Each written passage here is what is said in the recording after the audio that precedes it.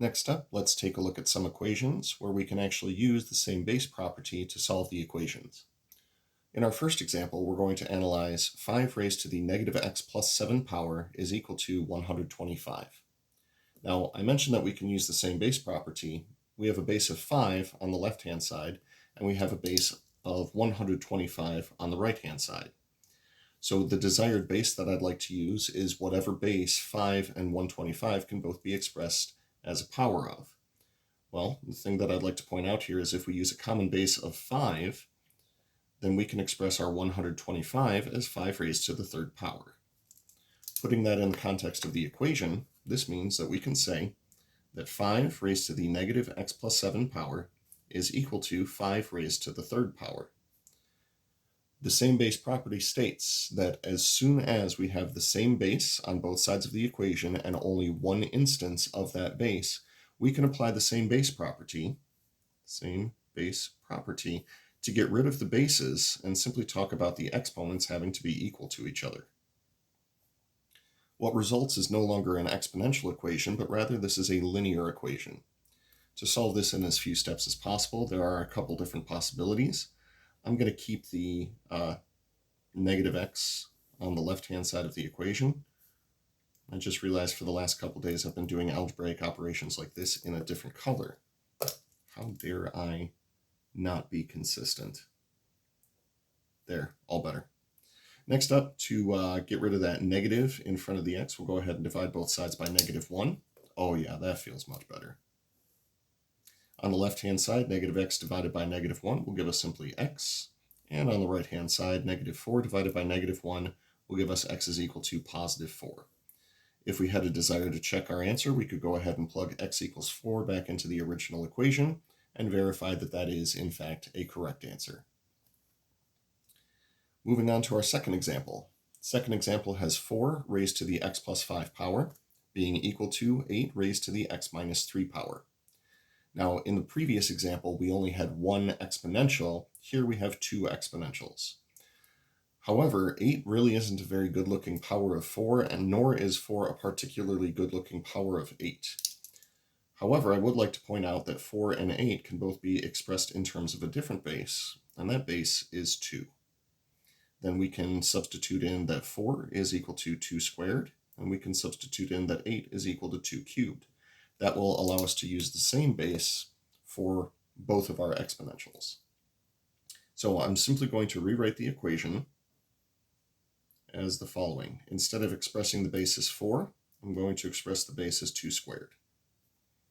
On the right-hand side, for our base of 8, rather than expressing it as 8, I'm going to express it as 2 cubed. Now, the next property I'd like to make use of says that if we have a base that is raised to a power that is in turn raised to another power, we can multiply those two powers together. Now, when we multiply these powers together, though, I would like to point out that this part of the power contains 2 terms, and this part of the power contains 2 terms. So when we rewrite it in that form, we're going to have to use parentheses to indicate that the 2 is being multiplied by the entire x plus 5, and that the 3 in this exponent is being multiplied by the entire x minus 3. At this point, we are able to use the same base property. We can express this as, let's see, make sure everything's in frame here. There we go. 2 times the quantity, x plus 5, is equal to 3 times the quantity, x minus 3. From here, we are left once again with a linear equation, and to solve this linear equation, we first need to get rid of all of our sets of parentheses. So getting rid of all of our sets of parentheses using the distributive property, 2 times the quantity x plus 5 will become 2x plus 10, and 3 times the quantity x minus 3 will become 3x minus 9. To try to solve this as simply as possible, we're going to gather all of our x terms on the same side of the equation. We'll gather on the right-hand side this time, and we'll gather all of the non-x terms on the other side of the equation.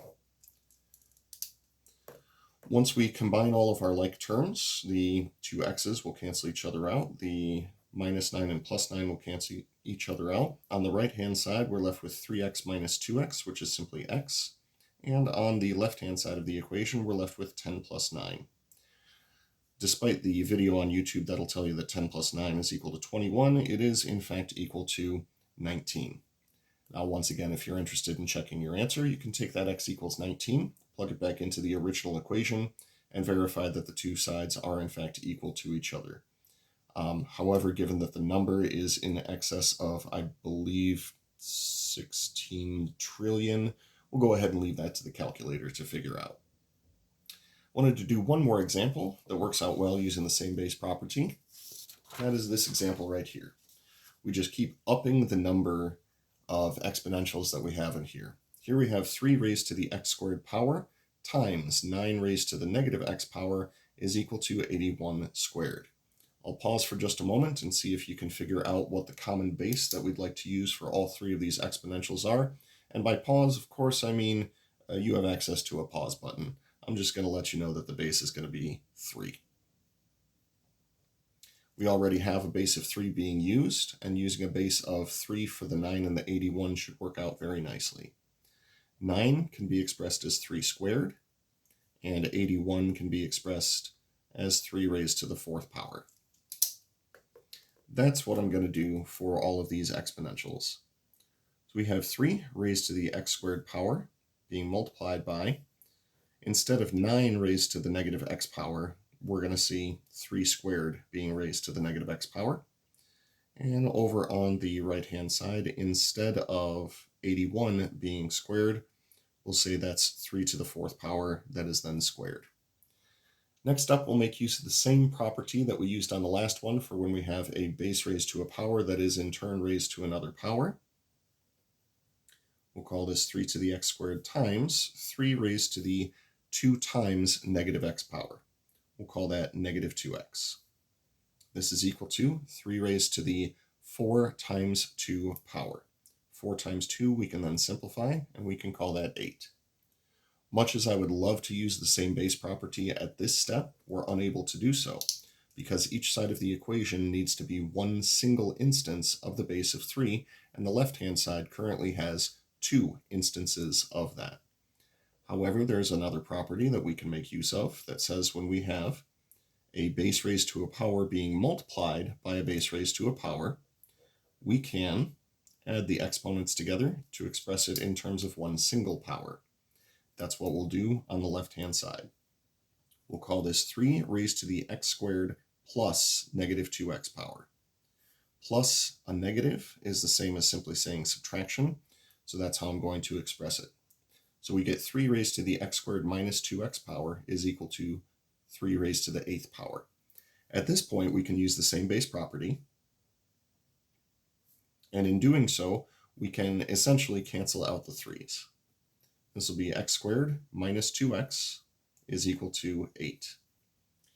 What remains this time is not a linear equation, rather this is a quadratic equation. And because it's quadratic, we are going to use, let's see, we could do factoring, we could do completing the square, we could do the quadratic formula. 2 out of 3 of those, though, is going to involve us having a 0 on one side of the equation. Generally, if we can factor, I like to try to factor, because factoring tends to be the most straightforward way. However, if you disagree, you are welcome to your opinion. Completing the square is pretty awesome too. So with this in mind, if we are looking to factor, we'd be looking for 2 numbers that when we add them together, we get negative 2, and when we multiply them together, we get negative 8. The 2 numbers that fit the bill very nicely are going to be negative 4 and positive 2, meaning that our 2 factors are going to be x minus 4 and x plus 2. If we then apply the factor theorem,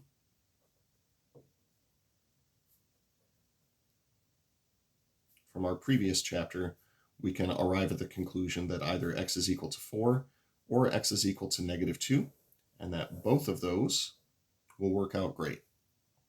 Now, if you're not familiar with the factor theorem, we could also apply the zero factor property and say that each of the individual factors has to be equal to 0, and then solve those for x.